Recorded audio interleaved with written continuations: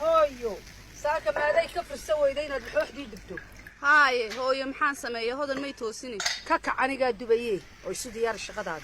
هويو هوران سو دياريه يعني انت عيران دما يسترو كاكا عنا دما يستريه هويو محان هريبا ومدي يلا به ويد الدج وقت بوكو هياي أي هويو hawlahaagii carwada maxaa maalmaha ku soo kordhay hooyo waxaan doonayaa inaan qorshahayga ganacsi wax kaaga sheego mustaqbalka soo maaha ii sheeg insha Allah uu barakoobi doonay hooyo lacagta aan baanka dhigtaa aad bay u yar tahay muddo ayay qaadanaysaa inaan wax ku dardaro way wax weyn qabato haye waxaan marar badan ka fikirayay hooyo inaan dayn raadsado oo aan ganacsigayga gaarka ah soo ceshado yaasmin hooyo ducaad qabtaaye waxaad imaka haysataa Allah ku barakeeyo aamiin hooyo aniga laftaydu waxaan marar badan ka fikiray inaad jagadii aabihiin ka dhintay kuu iibiyo si aad ganacsi cusub u samayso waa arrin wanaagsane laakiin dhaxal layla leeyahay miyaanu hayn oo yaa kula lehe kale ee walaalka Faysal hayn markaa maxaynu Faysal ka yeelnaa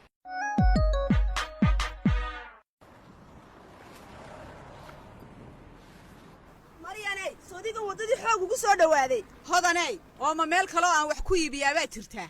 xaafadan waliba ka dhawaysanayaaye ii waran oo xaafadii ka waran aad bay wanaagsan ilaahun baa naga fiican adigu carruurtii ka waran way fiican yihiin saaka iskuulkii baabay goor hore tageen waa alxamdulilah saaka dumarkii badnaa ee ku dultubnaan jiray xaggay qabteen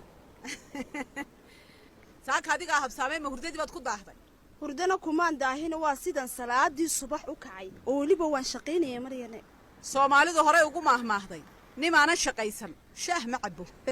anna waxaan idhi gabadhaan shaqaysanin sheeko maba heshaba hodanay barteedii baad dhigtay haye adeegii maxaa sii hadhay wax fiicanba meesha ma yaallaane way buuxdaa khudraddu weliba kayd fiican bay noo yaallee maxaan ku siiyaa intii caadiga ahayd inuu idhib maanta hilibna karin maayo bariiskaasaan u saarayaa walaal maryan ii waran xaalkaaga allah walaalo ii waran faysa maasha allah walaal wacnaan xaalkaaga siduu yahay waa khayr walaale carruurtii iyo xaajigii waad soo kala dirtay sow maaha haa galin horeba waanaba bixiyey maryanay sheekadu ha kuu dambaysa ii adeeg walaalo adigan kuu shaqaynayaaya in yar samir dee subaxii waan kaa soo adeegan lahaabee waynu kala durugsannahay walaalo maad ii soo sheegtiduun carruurtu maan odhan lahaun mid ula yara carar khudradda intaan kuugu soo dhiibee dee bila iskuulka ka habsaame maya walaalo ha ka baqanin subaxa hore ayaan kuugu soo dhiibayaa ee adigu taleefonka un iiga soo sheeg waxaad u baahato alla walaal mahadsanid suuqii fogaa iyo dhibkiisii waan ka raysanbee hodaney adeeggii waan kuu diyaariyey ho waa anigaa lacagtina miiska kuu saaray allah naa waa sidee waxaagaad igu istaagaysaa naa marka hore aad u dariiqa iskaaga lugahaaga laabo naa waa inantaadan yar ma intaad ogaan iigu joogsatay ayaad weliba sidaa u hadlaysaa naa waa ku sidee hodanay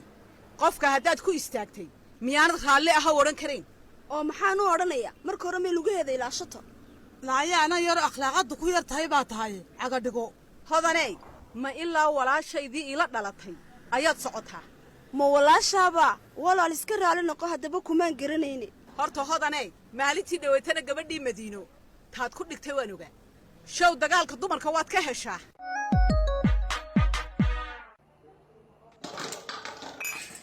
weelasha waa wada guraa soo maa hooyaysaynabee haa hooyo koobkana igaga dar alxamdulilaah faysalow maanta qadada si wanaagsan umaad cunin haye cunto badan baana cuni karinba ma isagaaba qadaba u baahan 12 quraacday waabu la qabsaday inuu xilligaa quraacdo wakhtigiiba walaalo hurdaa kaa qaaday ninka meydinkaa fahmayba inuu iska hurdun buu jecel yahay oo anigu aan u shaqeeyo faysalow hooyo ma sidaasaa sawdigii nagu odhan jiray hodan gurigaabay joogaysaa anaa shaqaynaya haye hooy shaqadii meede shaqadii dumarka uunbaa haystee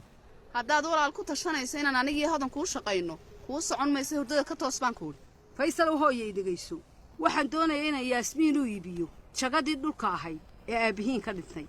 oo miyaad noo wada iibinaysaa mise yaasmiin oo keliyaad u iibinaysaa maya yaasmiin baan u iibinayaa sabab hooyo hooyaysaynabee jagadu miyaana dhaxal ahayn waxaan hooya ka fikiray intay walaashaa qof u shaqayn lahayd inay ganacsigeedu madax bannaanaato oy soo ceshato yaasmiin adiga arrinka hooye ka dhaadhiciyey xaggeed aniga iigu soo indhacadday sawtan kule iyadu anaa ka fikiray adigaa sheekada wata waxba isyeeliyeen waryaahe sidaad walaashaa ula hadlaysaa yaasmiin miyaanay kaa weynayn oo weliba wax walba soo iyadu kuumay qabanin abaallaawe waryaa faysalow waad dheeraanaysaa istijiyo hooyadaa si wanaagsan ula hadal baleeg wuxuu ku hadlaayo qarashka yaasmiin kugu bixisay ayaaba ka badan jagadan waxay goyn doontaa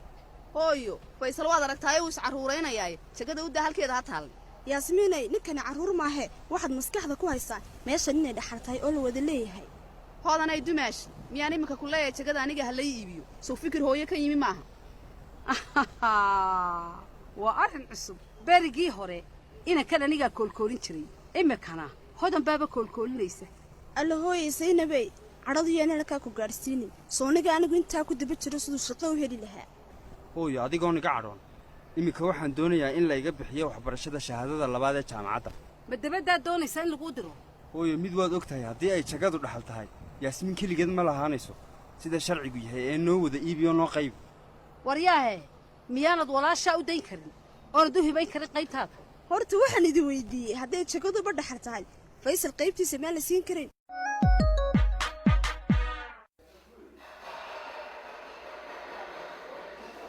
maasha allah moolku quro dhammaan qaybaha ma loo sameeyeyna meelihii ay mari lahayn dadka naafada hadha walaalay waa loo sameeyey meel kastoo laga soo galo qorshaha wuu ku daray injineerku markii uu nashqadda samaynahayeyba maasha allah edha naqshada tan injineerka sameeyey waaba nin fariida saafiye walaale soo kamaad helin hadha sida loo nashqadeeyey moolka adiga bayo waan ku fahmayaay ammaan kale ayaa doona haysa wuu iga dhan yahay moolku nadiifintii iyo wax yaro qurxinun baa igu hadhay faaraxow goormaad faraha soo wareejin haysa ma moodaa ikraane degdegsiyo badani inay kugu jidho faarax maantuunbuu u eegyahay wax dhammaystiran sida ugu dhaqsiyaha badan le baan u soo wareejinayaa furaha haddii baydmo hadha aniga waaba sugi leeyahayba furitaankiisa wax weyn oo magaalada ku soo kordhay buu noqon doonaa taasi waa wax hooyadan lagu yaqaano inay kolba wax weyn oo ganacsigeeda ku soo kordhiso magaalada waxaa la yidhi dhallinyaro dhulka dadani nolosha ganacsiga ayaa ah in maalinba halkii aad joogto aad tallaabo hore uga qaado qofka doonahaya inuu ganacsi sameeyo waa inuu casharo badan hooyoy kaa barto dhammaan laydharkii dabkoodii soo maydaan habayn mise waa soo tallaasheenba hooyo xafiiskaagan aad uga helay isagaa ka qurux badan kaykran nasaafiyo walaale ma xafiiskaygaa fool xun dee faarax baad u jeeddaa markaa nabayo si alla kuu galay injineerka hoos baad ka eegaysaaye nanaga aamuso xishood saafiyey labada xafiisba marka la dhammaystiro markaabay quruxdoodu aad u soo baxaysaa keedaaba iga qurux badan hooyo saafiyey maadaama ay dhallinyaro tahay xoog baa loo qurxiyey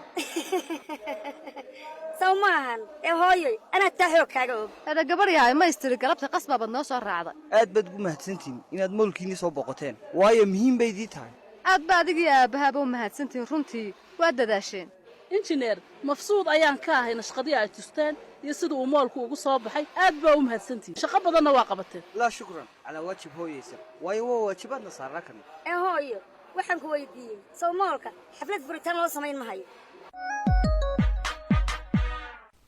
gurigooda agtiisa galab walba tagaaye boqoloyma dhigayo gabar aan ku fadhiiste nabadkayaa igalo aan u garsheegahaye yaa salaam waryaa siido cod baa kugu dhammaaday maystir axmed naaji sacadka maba dhacdidba ha iboobsiiniya axmed naaji ma noqon kari aniya waarniyow inaad fannaan noqotaaba kuu roonaan lahayd saaxiibow cabdi dhulka idhigba horta lacalla haddii aad fannaan noqon lahayd kuwooda ugu caansan baad noqon lahayd adig waaba kaa yaawe hadan ma lagaa badihaay waarniyo horta dhulku adaga meesha inaan jibinaynoba dhagaxbaa xooggaaga aawihee ilaan war le tabar u haysi dhagaxa jebi aan ku iriniyo waar waaban yaabanahay maxaan jebiyaa kii caligii ma kugu caahe waar ha noogu yeedhan kaasi mid maahe waa ku shaqaysaynaano warkiisana dhagmuu dhigaynibo waar innagaa iska shaqaysanayne inaga daa ninkaasniyo saaxiibow habba iska war badnaadee waa ku shaqaysan lahayn war malaha maanta rabshad baad xiisa u qabtaa saaxib mar horebo adas godaayga ahay waaryaa bal waxaa horta neeftuur iyo dhidid iga dhacayo soo maaragti sawdigii ninkaa saaxiib iiga digi jiray maaha haye warkiis meel iska dhig shaahi ma ujeedibe dumaashidey shaah ma karin miyaa maanta anigaba ima muuqdee hadda maryan kari ma ku yidhaahdaa mise maqaxyahaasaynu doonannaa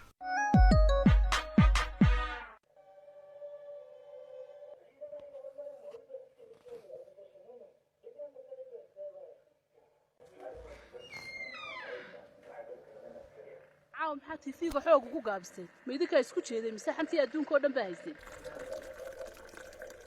sheekada noo macaanid hooyo wax yar baan iska gaabina waa maxay bunka xilligaad cabaysaa miyaydaan seexanayn edhahooyay habeen kasta xilligan bay cabtaa edhahooyay xoogaa baan soo jeedahaya bunkuna dhibiguma hayo waa ka gacmaa ee moolkii warkiisa xaggay kaga gamaysaa edha gordhow bay sheeko telefoon oo dheer igu dul qabsanaysaa kama seexda habeenkii gabadhaa yar moolkii waa aragteen inuu galabta dhammaaday adiga saafiyey waa lagaaga fiican yahay sidan aad u dhaqmaysaa edha faarax masagaaba soo wareejiyey furayaashii belo naa faarax wax laguu saariyey edha dhegayso hooyo naa maxay tahay belada aad mar walba sheegtaa hooyoy afkeedaa saa u samaysana iska daa ee hooyoy noo wad sheekada idna way sugnahay middan saafi ah hadalkeedu waa iska carruur waan la soconahaya haddaad tiraahid edha way ku wareerinahaysa ahedha anigu carruur baan iska ahaadee noo daa hooyo moolkaa nooga sheekaysay horta moolkii wuu dhammaaday furahana dhowaan baa la ii keenaya insha allah shaqaduna imanka innaga ayayna joogtaa hedha waan ku faraxsanahay anoo jooga inuu dhammaaday hooyo markan heedha waynu xaysis fiican moolka u samaynaa taasi waa arrin wanaagsan soo baraha bulshada bog uga samayn ma hayno si dadku ay ugala socdaan shaqada moolka iyo macluumaadkiisa oo dhan nasaafiyey walaalle ree jaamac inaan ka yaabinno soo maahan walaale kuwaasi sida wax loo sawiro keliya ayay garanahayaan naa in yar sidii dad mas-uula u dhaqmi kari maysaan miyaa naa maxaa dadka ku hadal haystaan waan u dhaqmaynaa hooyo naga raalli ahow in yar baan yaro faduulinayne hooyay wax weyn maaha naa faduulla garan maysaane naaga waaweyn baa tihiine si wanaagsan ha loo dhaqmo waa yahay hooyo ee aan galno qalabayntii iyo xayaysiiskii moolka taas ay noo muhiim hooyo warkaasi waa dhan yahay horta waa in sawiro fiican laga qaadaa hooyay waxaan ku weydiiyey ka warran injineer farax see kula yahay maxaad doonaysaa inaad ka ogaato